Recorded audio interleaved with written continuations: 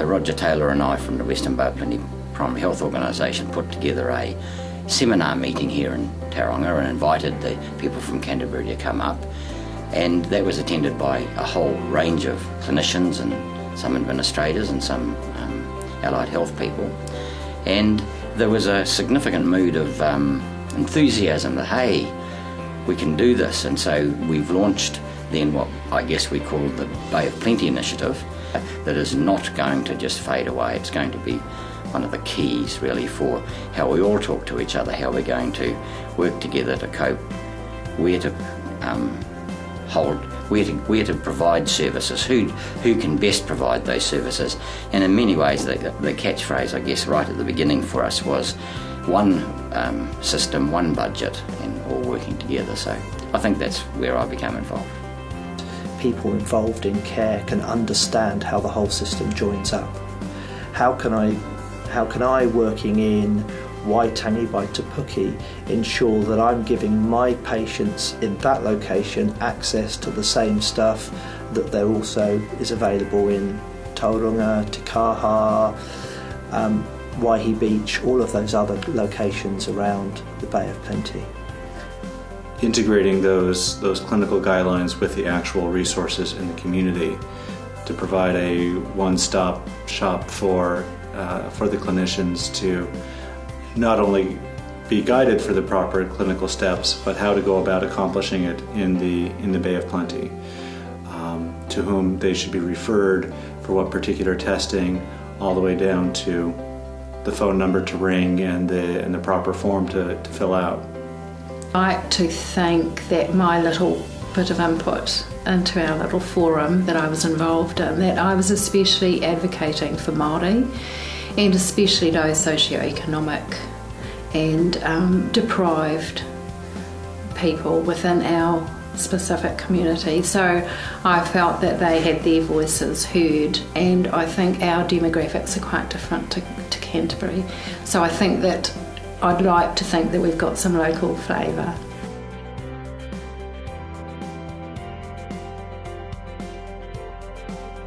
Bay Navigator it's been a collaboration, I think, from all of the key stakeholders in the delivery of health services. That's the first thing I would note about the fact that it's less about certain mechanics, more about getting agreement amongst those stakeholders as to how we can best work together. There's been input from the broader community too, depending on the local iwi, and those that will be instrumental in delivering that service. There's a great deal of difference between the Western Bay of Plenty and the Eastern Bay of Plenty, so those differences need to be acknowledged, and what works in the Western Bay of Plenty may not necessarily work in the Eastern Bay of Plenty. But it's important as well to acknowledge the role of management in supporting innovative changes to healthcare provision.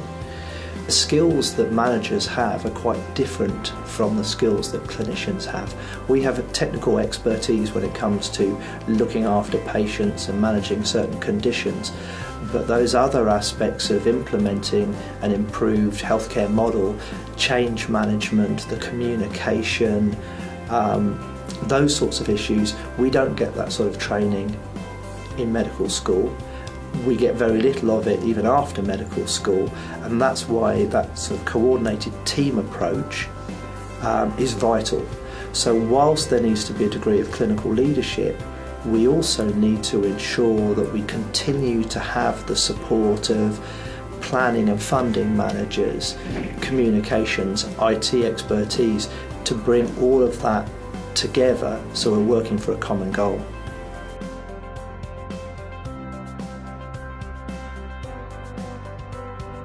As a planning and funding person, I'm very excited to see that we'll really be gearing our service delivery based on where it matters most and where it should be delivered, as opposed to by some custom or practice which said this was the domain of the secondary service and this was the domain of the primary service. And I think having those two sets of clinicians in the same room during the workshops to develop the pathways, I think it opened both sets of eyes to the fact that we were talking about a whole of system approach.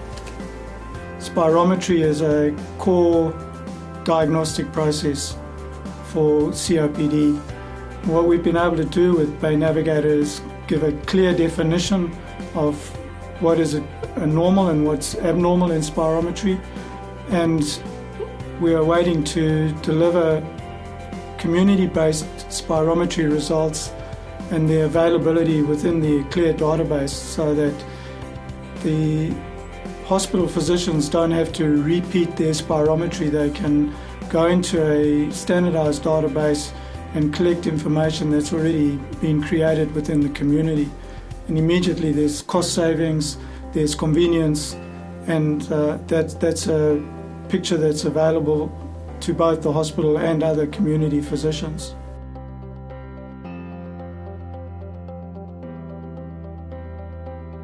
You start with a patient with a clinical condition, without a pathway, and basically run them through the flow chart. There are decision steps along the way.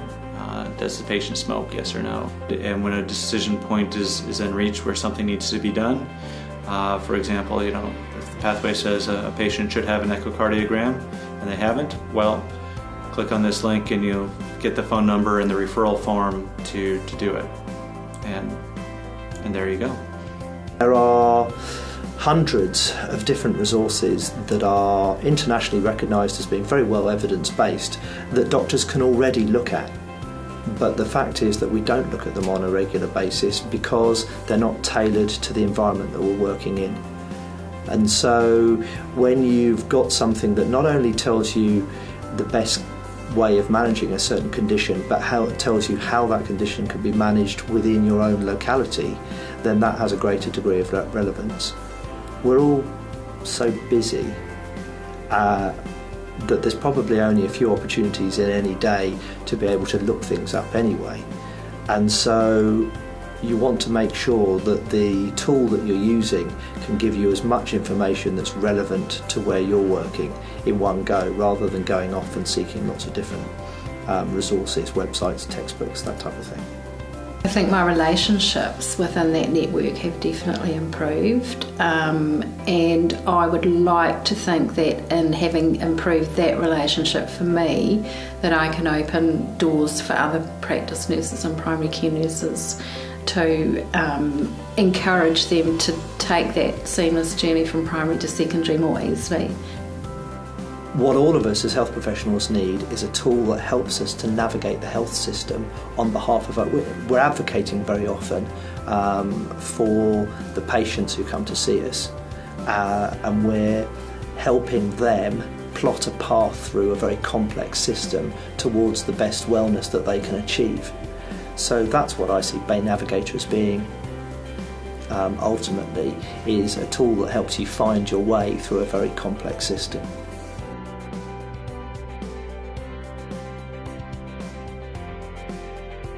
The education sessions have been well structured, well supported, and produced in a fashion that takes small snippets of appropriate clinical intervention and puts them into the context of Bay Navigator. So as an education forum, it's been fantastic, a good learning experience, and produces a good forum to advertise Bay Navigator for what it's trying to achieve. It can be difficult knowing what all resources are available in the community and how to actually get it. And so that's where the big time consumption and confusion and patients falling through cracks and not getting the care they need comes from. It's not because people and clinicians don't know what they need, it's just they might not know how to go about getting it, and they might even not know the full extent of resources available in the community. So bringing that to all one spot so that patients actually get what we know is the best thing for them, I expect will make potentially a huge difference in health outcomes for the Bay of Plenty patients.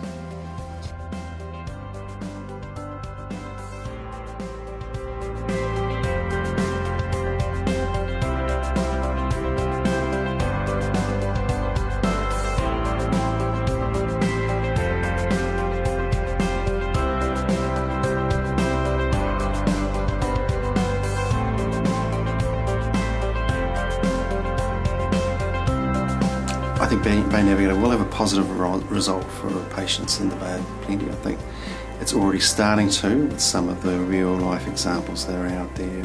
For example, diabetes, the new patient self-management program that was launched in January of 2012. We had to make a plan. What is it for doing something that would help our diabetes, and it was to sort of involve exercise. I decided that I was going to do a vegetable garden. I read every damn vegetable gardening book that I could find and made a list of what we ate, because I wasn't going to plant anything that we weren't going to eat. Yeah, it's just absolutely excellent. I was taking photographs of all these vegetables that I was, such wonders. Oh, it was beautiful. So proud of us. I've never thought myself as a dumb person. And I realise that there are people a hell of a lot more intelligent than me, but there are also people who are less. And for all of us, she would be a help. If only in the explanations, because you're entering a world that you've never really thought about before. We haven't grown up with it, and that the whole of the course was set up to explain. I mean, we went into travelling as well. It's just the help that was there, and that they gave, and of course you're going back, and any time that you sort of, oh, what the hell was that about now? You go back and you have a look at your papers again. It was great. To me, I couldn't wish it on my worst enemy, diabetes. I don't know. I know it affects a lot of people in different ways. How it affected me, I was a sport achiever, you know. I was into fitness, never a drinker, never a smoker or anything like that, but fitness. I shouldn't be getting diabetes, what the heck is this, you know? But my father had it, his father had it, we think it's hereditary, you know. I mean, all the boxes have been ticked in that with regard to that. It took me a while to wake up to the fact that if I don't do this, I'm going to die early. That's what my body told me. Something's wrong here. You know, if you don't get it right, you're going to die early. That means you can't. That meant to me that the longevity of being with my grandchildren was now, hey, you better have a look at yourself, mate, because if you don't start eating properly, if you don't start eating the right stuff, and stop doing this and start doing that, you definitely are going to miss out on a lot of years on growing up with your grandchildren. How do I fix this up? How do I get on track? You know, I've got issues here, you know. One of them was coming out and talking about it in the first place. Like, men don't cry. If I can put it that way, you know. That's partly the issue too, you know. The second, going to the next program, the next program, went for 4 weeks for me. I started to learn how to manage, and that's what it is. Manage it, and I started coming right. Started to walk. The pain getting less and less until it's not all gone, but it's still there. But it's better than it's ever been. And I'm ready to go to work now. I want a job. So it's getting better. Things are getting better, and it's due to knowledge. That's the one. It's the knowledge part. And it's somebody talking to you like sensitively, that you want to share what I just shared with you. I couldn't share that before, by the way. Well, I wish I wasn't in this spot, really, to be honest. And I would preach the Bible of prevention if I ever start my life again, you know. But if my testimony can help somebody else, man, I wish that it touches them like it touched me, because we need to work together on this and managing it for starters, managing diabetes first. One thing about the program too that I didn't used to do, they used to say a prayer, say a karakia. Well, I didn't think that would affect the medicine or anything. But they stuck true to the kaupapa, and I do a karakia when I do it, you know, when I do the insulin and just give a thanks, really. I'm happy I woke up this morning, still breathing, and be thankful. Bay Navigator is alive, growing, and has the enthusiasm of the District Health Board, and it was wonderful to see. I think Bay Navigator was mentioned 53 times in the draft annual district plan. So it's alive and well, and so I'm very delighted with that.